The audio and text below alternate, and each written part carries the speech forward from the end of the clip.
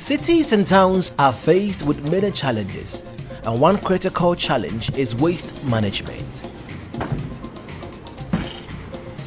When the garbage is collected, where does it finally end up?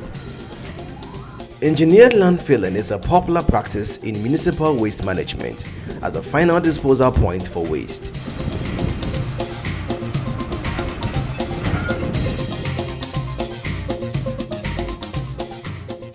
The Dompoase Landfill site serves Kumasi, Ghana's second largest city, and its environs. It is managed by the J.Stanley-Owusu Group Limited.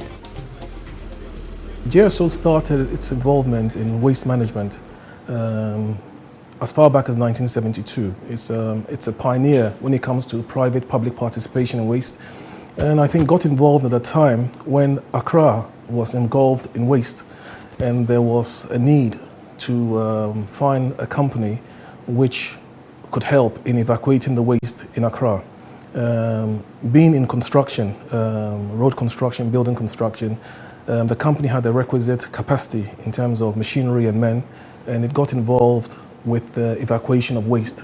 It was a very successful collaboration between the assembly and ourselves, and that collaboration over the years has grown. So back in early 2000s, there was a huge problem again in Kumasi, and the World Bank thought it was necessary to consider a landfill site in Ghana, and the place that was chosen was Kumasi. So at Dompoase, the first engineered landfill site was sited on a 100-acre site. And it was a fantastic engineered landfill site. It wasn't just to cater for solid waste, but also for liquid waste. All the septage within the Ashanti as well as the Brong-Ahafo region was planned to come to that site. The Dompoase landfill site was designed and managed according to international best practices. Access roads were constructed onto the landfill. Waste was dumped into the constructed cells and then capped with laterite. We take the waste in, it's discharged from the vehicles onto the site, where a machine goes in, spreads the waste, and the compactor later comes in and compacts the waste to make sure the waste is compacted on a layer by layer level on the site, inside the cells.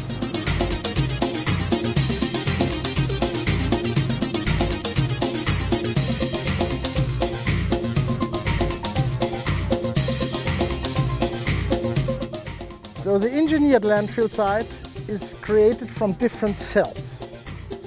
And one of the empty cells you see behind us, so that was actually how it was in the beginning. So you start with a cell like that, and then you fill it up to the top. In the engineered landfill site, the height of the landfill is defined. So that means you know exactly when you have to stop. All this area was kept, and now we are moving to this side. So the whole landfill was a composition of empty cells which are going this way, and then the ponds which you are seeing down here, which are taking the leachate which comes out of this landfill. And you see down there is a gutter, a concrete gutter, which is meant to cap all the leachate and put it to the pond. Liquid septage was also discharged into the ponds and treated. We discharge where all the liquid waste is taken from the Ashanti region, is taken to the site and disposed of, and is treated by anaerobic digestion. It is treated through natural process where the sunlight breaks all the toxic materials down, and eventually it is discharged into the local stream on the site.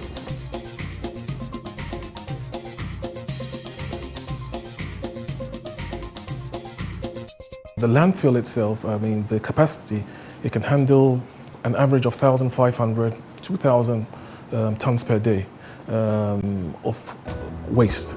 The liquid waste treatment site, which is the anaerobic ponds, were also created to handle liquid waste coming from, again, the Ashanti region to Brong-Ahafo. We deal with both residential, commercial, industrial, mining sites. Basically, we managed to basically handle both their solid and liquid waste. And also there are areas created for green waste, which ideally should be separated at source to reduce the amount of waste which is going into the landfill. Unfortunately, that is something which has not been effectively practiced, but I think it's something we're working on. The Dompoase Landfill site, managed by JSO, has been the benchmark landfill site in Africa for decades. It has drawn attraction from countries in the sub-region which have come to understudy how the site operates. JSO Group saw an opportunity in the byproduct of the landfill, methane gas. This scene demonstrates how potent the landfill is with this gas.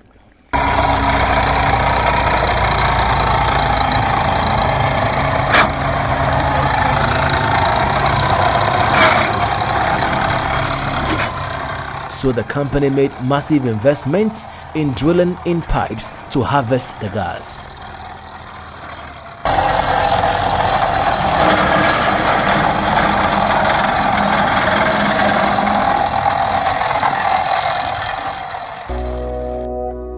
When really this good compaction was done, that is leading to the gas building in the cell, not in bubbles, in a broad manner. So you can sink wells and take the gas out. Because of that, we were able to invest quite heavily to move away from the present status of affairs in terms of the assembly paying so much on a monthly basis to ensure it's running. So we've, over the years, invested in, pump tests to check on the amount of methane gas in the landfill site. We've invested with our international partners, drilled, put in piping, and been able to undertake various tests as well as various scenarios to see what we could do. We were able to, find out that we could generate, and through the effective capping process, which we've done over the years, to be able to generate possibly up to 2-3 megawatts of energy into the grid. All the pipes have gone into place. All the investment has gone into place. Yes, there's more investment to be done. When you go beyond the cell over there, all this land belongs to the landfill, which means here was planned that we are opening a compost plant. And when this site was kept, we wanted to start to segregate, and we have 65% of organics in our waste. So if you take this 65% out, you reduce automatically the volume which goes to the landfill by 65%. You see everywhere plastic. We have 17% plastic content in our bola.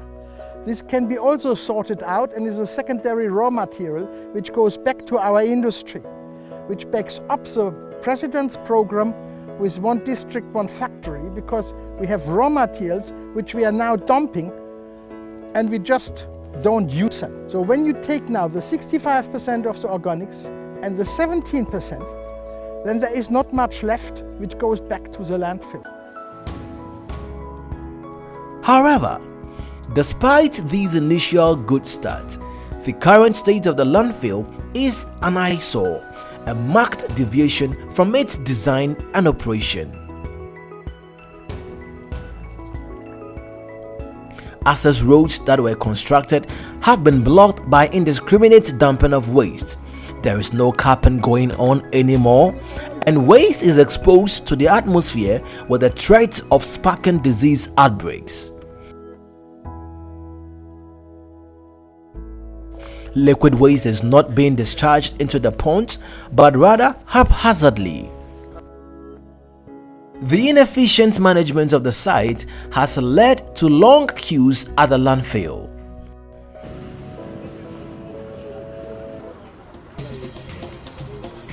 My name is Saleh Mohammed. I am Motor Kia Sanitation Drivers Association. I am their chairman. As you can see the queue, since yesterday that we even come this place because of dumping rubbish. We are facing a problems here, which like problem is very a lot of us. Assuming when the JSO were there, we should have not even see all those kind of problems around this place. Leachate, a very dangerous liquid, is no longer being channeled into the pond.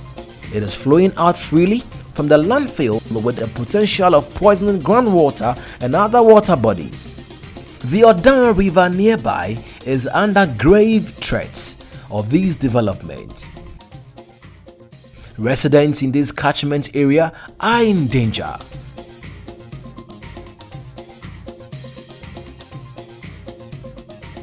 The question is, how did we get here? Yes, the current state of the landfill is quite appalling. It's a very sad situation we find. The place is in a very bad state. We find ourselves in this position because obviously the funds required for the effective operation of the landfill is not available. For the past 4 years, we haven't been paid for the operations. We've knocked on all doors to ensure that we can be paid to manage the landfill effectively. But unfortunately, funds have not been available. This is what has led to the present state of affairs. I mean, landfilling is an expensive operation, and really it's a lot of machines which needs to work to ensure that the place is run. Engineering and managing a landfill site requires many heavy and precise equipment. Many of JSO Group's equipment have broken down and remain unrepaired due to lack of funds. Up to 4 years, we've pre-financed and managed to run the place. As of now, I mean, to give you an idea of the total amount outstanding, it's over 50 million cedis over the past 4 years. Definitely, I mean, for any company, it's a huge sum of money which is outstanding. J.Stanley-Owusu Group Limited finally left the Dompoase site in March 2018 after 4 years of managing the site without being paid. The Kumasi Metropolitan Assembly then took over. Until recently, I think for the best part of this year, I'll say our machines are down. Huge outstanding payables which we've not been able to see to, including SNET, including fuel, salaries, etc. I mean, basically operations has come to a halt. Total investment which we've done there basically has been totally destroyed. The area behind me was originally filled to capacity. So we had to, as per the design specification, so we had to cover it up and then prepare it for the harvest of the landfill gas, which we did, GSO did. We put the gas infrastructure in place to be able to harvest the gas for waste to energy use. But because KMA took over, and this is the result of what they've done here. I mean, there was indiscriminate dumping. So you can see the entire gas infrastructure is covered up. So now GSO will have to come back, prepare the grounds, cover it nicely, and then put the gas infrastructure back in place. The site, as we are talking, is not accessible. There are huge queues there, and its implication for its environmental implications, health, safety. When the money stopped from the KMA to come and the machines were one after the other breaking down, then of course we could not maintain our standards which we had before. And when you look around now, then you will see which mess this has created. The other aspect of this indiscriminate dumping is that here is a health hazard looming which can really affect the population of Kumasi. When you look around, you will see that everywhere leachate is leaking in a way as it was not planned. And this leachate is even now reaching water bodies which are going to bigger rivers, and that is the same thing as Galamsey mining when you put cyanide in the water, because this leachate is so aggressive and so toxic that even cyanide is harmless is compared to the leachate. When we also see that at the moment nothing is kept, which means the population of flies and mosquitoes will grow here in a matter that all the surrounding areas here will suffer under this outbreak of mosquitoes in the area. It's something which is it's extremely worrying. The current state of the Dompoase landfill site is a serious public health disaster waiting to explode. The landfill needs to be returned to its former state. The repairs needs to be done. Look, we believe if we were paid 50% of what is outstanding immediately, Yes, it will not be an overnight process, but I do believe in the next 3-4 months, we will be able to remedy some of the huge environmental and health hazards, such as I think the key area is, first of all, for, again, the traffic of waste to come into the landfill site, for it to be managed, for the leachate from the solid waste, which is basically about roughly in the region of 300, minimum of 300 cubic meters a day, should be as soon as possible treated. The septage which is coming in from the liquid waste, these are things which needs to be immediately resolved.